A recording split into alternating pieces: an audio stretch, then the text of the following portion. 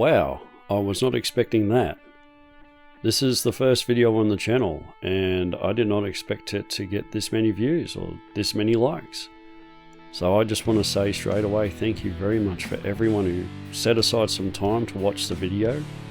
And thank you to everyone who's subscribed to my channel and has forwarded me some trust. You inspire me to keep doing this, and I promise you I'm going to do my very darndest and make better videos. So I'm a stickler for value for money, or in this case, value for your time. So in this video, I'm going to talk about weird benefits of retro gaming, but I'm also going to issue you guys a fun little challenge.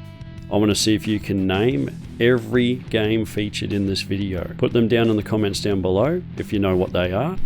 Also, this video has a trivia question, which is, this nu metal icon was featured in a video game at his request. Who is he?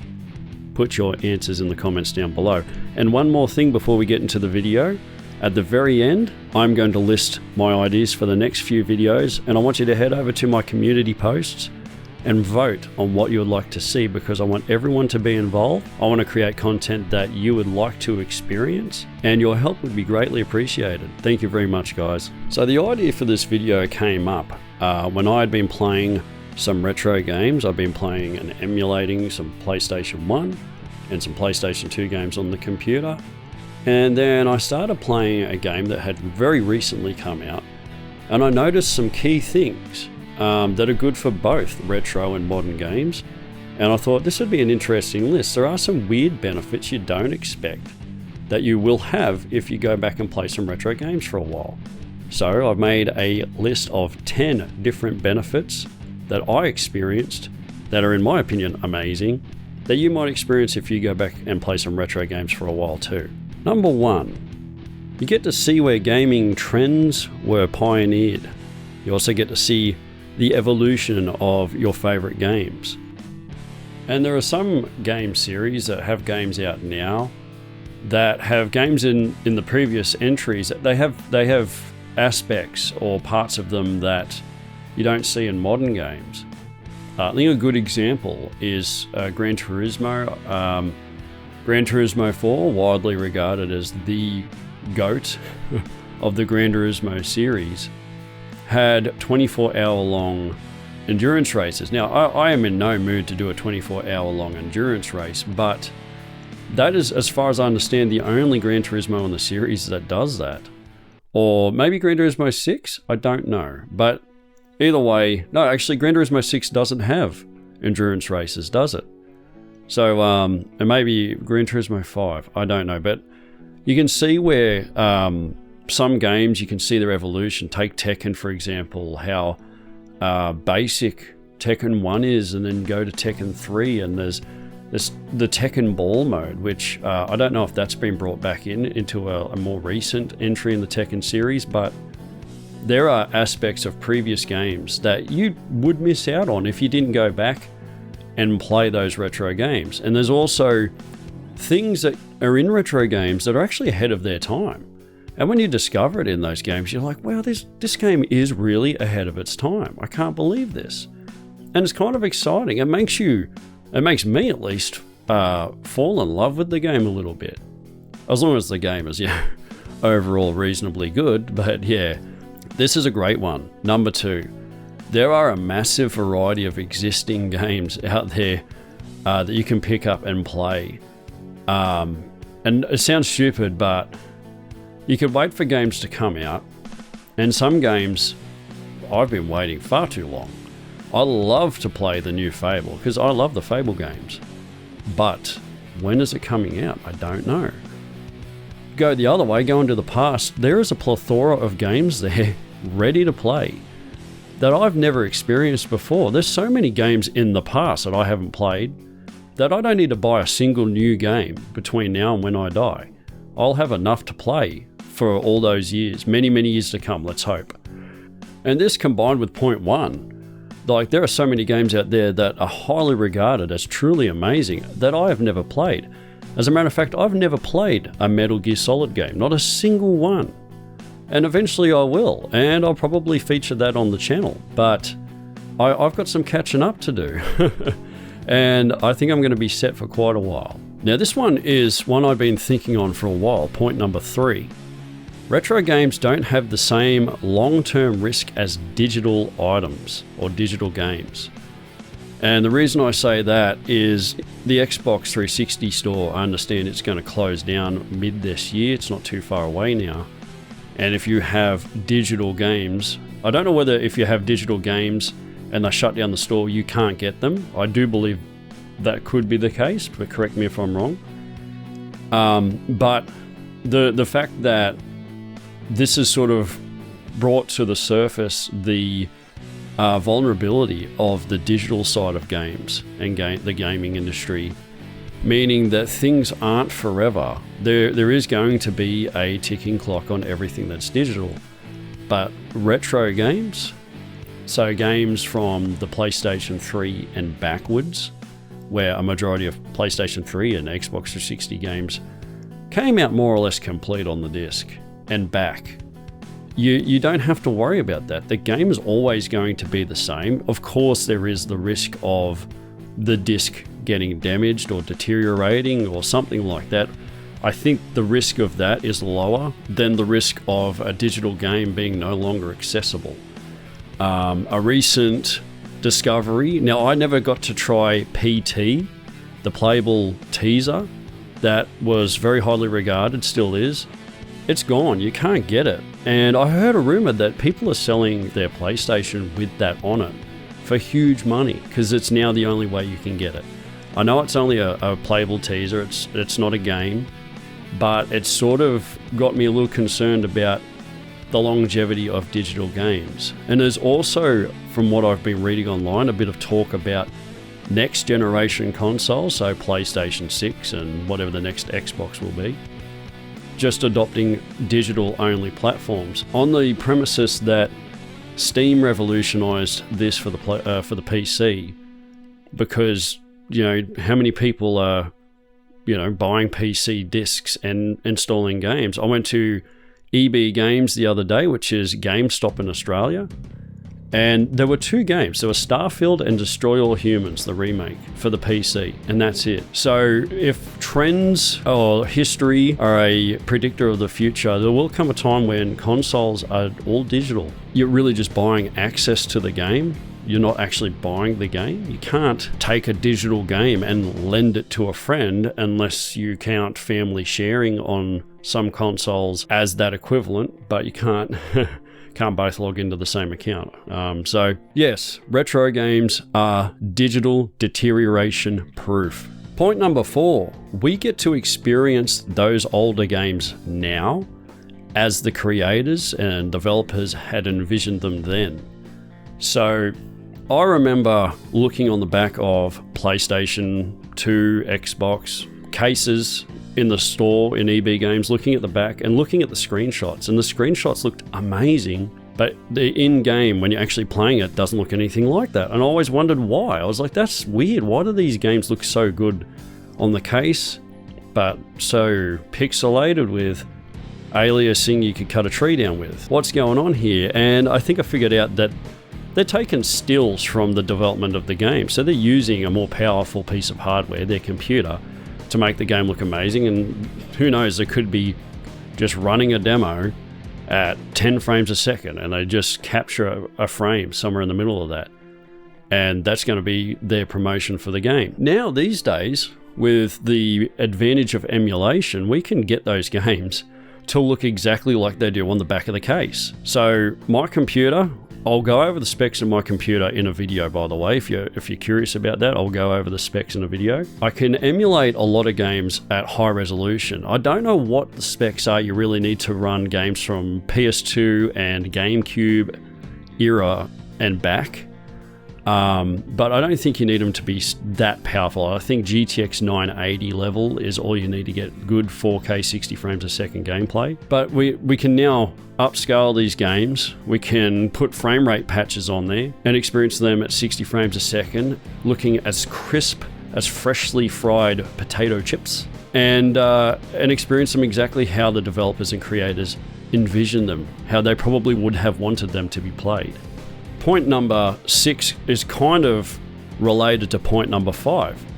If you spend some time playing these games, even upscaled, and you're having a blast, you might decide there's a modern game that you want to go play for a little bit, and you'll fire it up, and then you'll see the graphics and be like, holy moly, I never realized how great this game looks. And that's not to say that I was playing a game that looks so bad everything else is going to look good. It's that I still love retro graphics. The games don't have to look realistic or photorealistic for me to enjoy them. Once you've spent some time playing those retro games, and then you play the modern games, you really do notice it. I've noticed it. Playing Mortal Kombat 1, for example. Yeah, wow. The facial expressions, the shadows, the lighting, the textures, everything. You can see where technology has made leaps and bounds.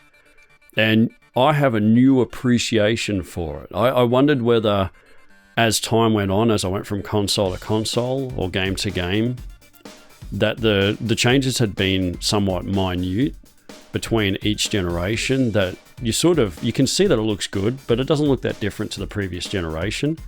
But go and play a PS2 game for a few hours, and then the next day jump on the PlayStation 5 and play a game you haven't played in a little bit, and you do notice the difference. You sort of appreciate it more. At least I do. Now, this is a bit of a weird benefit, and it might not be for everyone, but because these retro games generally don't have internet connection, or they weren't made for internet connection and online gameplay, it sort of is a reason to get some of your friends who had the same sort of interests to come around and enjoy it with you or experience it with you. And it's good because it's sort of like reliving old times. And also they get to see how the game looks, how it's being emulated, and then they're like, wow, that looks great. There's a barrier that's just been knocked down for them, and they can actually go back and play the game and enjoy it. Have some friends over, play past the controls, see if we can beat each other's crash scores on Burnout Revenge, create some silly looking wrestlers in SmackDown vs. Raw or Here Comes the Pain, and just have a blast. It's forcing you to do that, but you're totally okay with it because you can't go really online. There are some games, I know that there are servers that have been set up for games like Gran Turismo 4 because that game, like I said, a lot of people think it's the GOAT. If you are interested in what I think of Gran Turismo, by the way, and what my personal favorite Gran Turismo game is, just let me know in the comments. I'll make a video about it for you. Point number 8, this is a great one. There is an awesome community of retro gamers out there who will happily talk with you about games. And they're awesome people. They're nice. They're willing to give you the time of day. Since I got onto YouTube and I started networking a little bit in the time that I have, that's what I've experienced. Nothing but friendliness and welcoming. And also in the comments on that first video, everyone talking about their favorite games and games that I should check out. Modern games by indie developers that I should check out. And that gets me excited. I'm like, that's great, Even if there's people commenting that disagree with me, and I'm totally all right with being wrong, they're sort of giving me examples of why I might not be right on that point. And that excites me because everyone's coming together and sort of working with each other to get a better understanding of what's actually happening in the gaming industry right now. So the community, you guys are absolutely awesome. Thank you so much. Point number 9. When you have a retro game, you 100% have that game. If you buy a cartridge, if you buy a disc from PS3, Xbox 360 era back, you own that game 100%. Apart from patches that may have fixed some game-breaking bugs, which is always a good thing. You own the disc, and it's just like, for example, all the games that I'm playing here, I have the disc, I have the game. I physically have the game. And it's important to me to physically have the game because even though, yeah, I could go on and I could do the naughty thing and acquire them in a not so legal manner, I don't want to. It's more important to me to actually have the thing that I want, because the case, the cover, the manual, I want to experience the whole thing from start to finish, open the case, put the disc in and play it. And the 10th and final point that I want to make in this video is I want to talk about long forgotten gimmicks and trends that you can't experience in modern games. It's no longer a thing. One awesome example that I can think of right now, say racing games with non-licensed cars, and those cars are just given a name. So it's like the cars are treated like characters. I don't know if I can come up with a racing game that's come out in the last couple of years that has non-licensed cars or has themed cars, for example. These long forgotten trends, I love experiencing them for the first time and again in certain games. I'm a sucker for those racing games that have cars that are basically a character. Wild Wild Racing, which I featured in my first video. Those cars have names. They are characters themselves. Even MotorStorm. Oh, MotorStorm. I love MotorStorm. That's the same thing. It's like the cars, they don't exist. They're not real cars, but they have presence. This could be still happening in games these days, and I sure hope it is. But there are some long forgotten gimmicks and trends that you get to experience. I mean, like even Guitar Hero, I don't think we're ever going to see a new Guitar Hero again. I think the ship has sailed on that. That doesn't mean I don't want to go back and play Guitar Hero Metallica or any of the Guitar Hero games, for example. And it's always best with friends. My wife and I, we hooked up an Xbox 360 a few weeks back. I had my Guitar Hero guitar. I found a Guitar Hero game. We put it on the projector of all things, and we started playing it, and we were having a blast. I got a bargain on the guitar. I paid very little for it. The Xbox, I think I paid $20. The game, I couldn't tell you where I got it from, but I think I got it as just like a surprise game in a lot of games I bought in the past. So I probably paid like no more than $10. You could comfortably say for, under $60 Australian, we got hours of entertainment. Hours. And we like it that much, we want to go back and play it.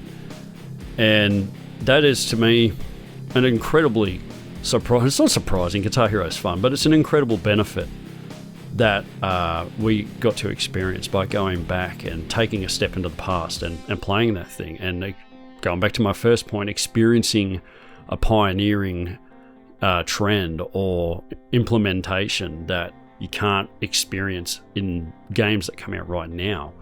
Okay, thank you very much for watching this far into the video. I'm going to answer the trivia question if you haven't already figured it out.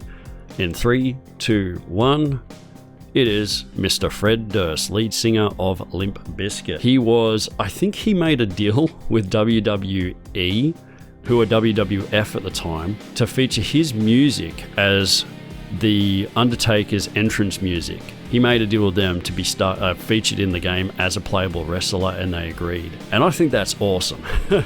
Anyways, please take a look at these 3 video ideas I have here. If any of these sound appealing to you, if you want to see me make these videos, or if you want to see that video next, please head over to my community tab or page and vote and let me know. If you have any suggestions, if there's anything you want to see, or if you just want to chat about games, you can find me on my Instagram. It's right here. Or drop a comment down below. I will reply to everybody, I promise. Thank you so much for watching. Hit the subscribe button. I'll catch you later.